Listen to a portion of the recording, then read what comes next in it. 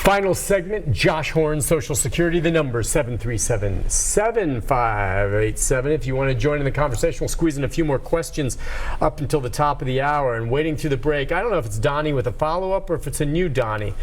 Donnie, good morning. Hey, Donnie. I got one more question. Follow up. Go ahead, buddy. Yeah. Okay. Why do we get penalized just for being married?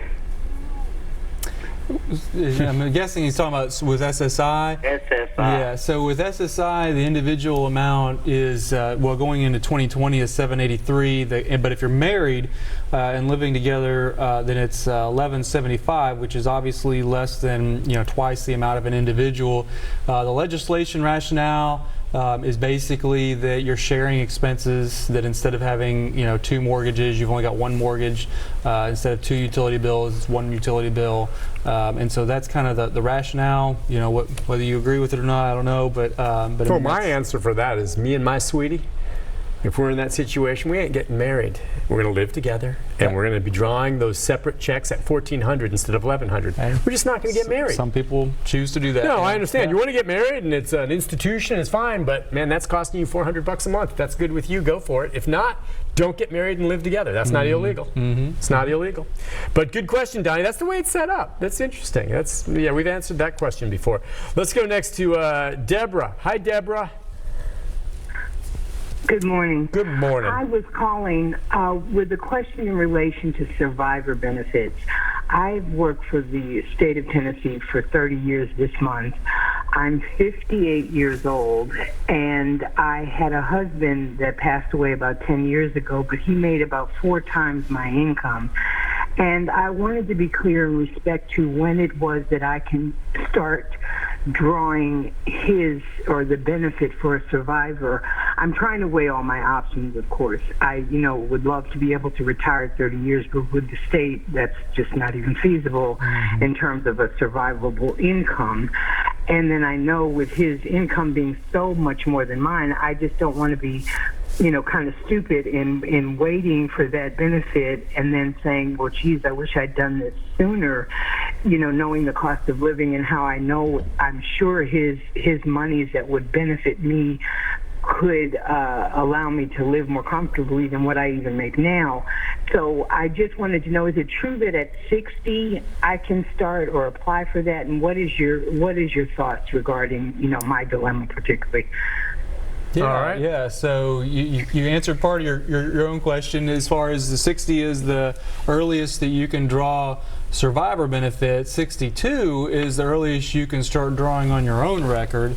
On the other end of the the most money you can draw off a survivor record is when you turn full retirement age.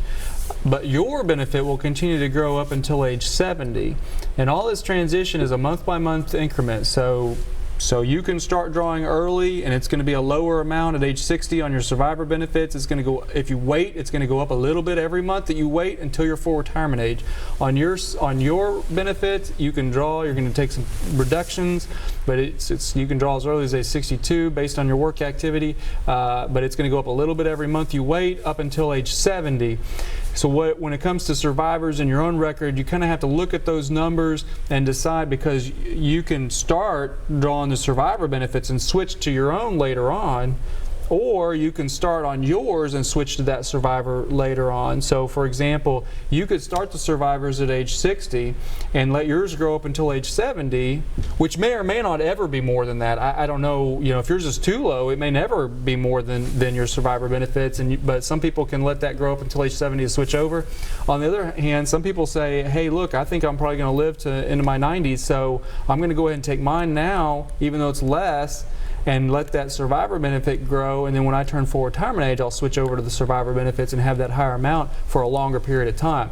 So it's kind of a personal choice. You kind of have to decide how you want to play that out. But as far as the specific numbers, you can go on our website, look at those numbers, or give us a call. We can give you some estimates. Good. Like she said, she's in the process of weighing her options, which everyone should do. Good for her. But it sounds like there may be more money that she can draw off of her deceased husband's Social Security than her own, which is smart. Let's go back. I think Mike had a follow-up question. Mike, go ahead, Mike. Yes, I was calling to see, I lost my signal there a moment ago. The question that I had was, I was trying to wait till I was 70 years old to take and retire and try to stack, build up more on the Social Security, get a higher amount on my check, maybe stack in a little extra money on the in the bank as well to help me along with that. But I was wondering if the higher amount on my check, it would increase it between 67 and age 70 at about $600 a month. And would that kick me out of would that put me in a higher bracket as far as being able to get insurance and get items? Does that make sense?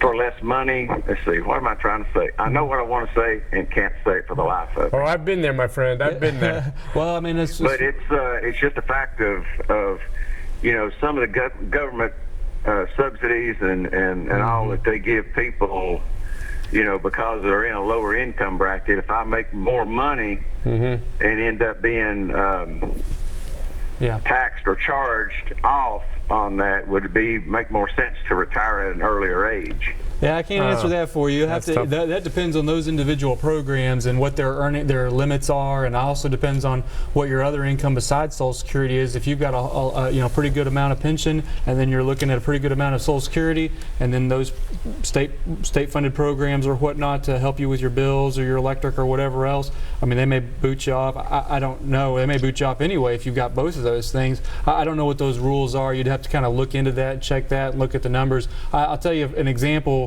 is, that I have seen is that even with this cost of living stuff, that there is a very defined number of when TennCare will have you enrolled, and I've seen some folks where they'll pay for your Medicare. That's what I'm trying to say. They'll pay for your Medicare premiums, and I've seen folks go just over that threshold, and the state of Tennessee will no longer pay for their Medicare premiums, and it starts coming out of their check, and they'll call and they'll say, "Why did my Social Security go down?" And it's like, well, your Social Security didn't go down.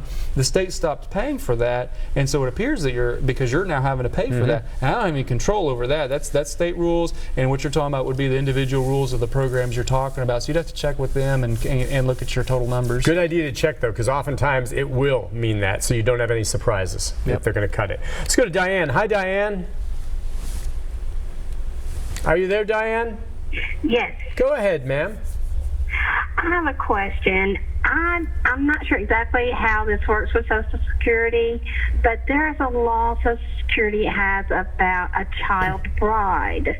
I have a girlfriend who got her Social Security started.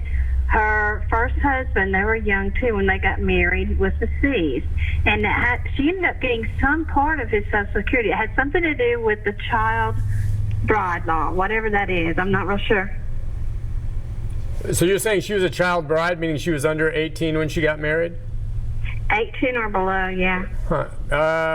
Does it matter if it's a child bride or not? I mean, she was married to this guy. Isn't she entitled to his... Yeah, it's not often that folks stump me, but... I've never heard a question about a child bride before. That I would have to double check a couple of things on that. I know that, folks who are drawing child benefits and things like, for example, disabled adult children, if they get married, a lot of times that'll cut out those benefits. And so I'm not sure if the child bride is an exception up until age 18, which is a good possibility or not. Honestly, I'd have to. You got me on that one. I'd have to double check. I don't want to say something out of turn. Yeah, I apologize. You can always call Social Security, or maybe Josh will have an answer when he comes on with us next month. But it's a good question. I'm definitely going to have to look into it now. He'll look into it because that's a question that can come up again. Congratulations, Diane. That's the first time I've seen Josh stumped in a long time. Let's see. We'll go next to, real quick, Melvin. Melvin, are you there, Melvin? Yeah, I'm here. Go ahead. Go ahead. Yeah, my question is pretty much like a follow-up that you had mentioned a while ago about if you get Social Security and the Social Security go down and they taking out Medicare. I think that's what you said. But see, I'm totally blind, and I've been getting Social Security from my father for a long time, and they just recently started taking out $135 out of my money, and I asked them why, and they said they didn't have any proof that the state was still paying for it. So I don't understand that. Why did they wait this long to start taking my money? Well, and again, it just goes back to sometimes the state changes their rules. Sometimes your income after a cost of living adjustment goes up above the state's limits, and folks will call in saying, "Why did my benefit go down?" And if the state is no longer because it's a system. Their systems talk to our systems, and either they're paying for it or they're not. And you have to. A lot of times we just tell folks you got to call State of Tennessee Department of Human Services. Actually, call TennCare. I think TennCare has their own phone number.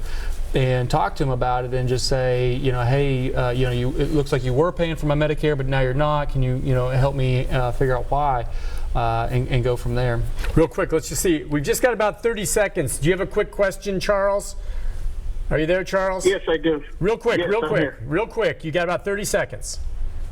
Okay, I have a friend that worked 15 years under one Social Security number and changed and worked 15 years under another. Can you combine both of those? Okay. Yes. Why would he have two different numbers?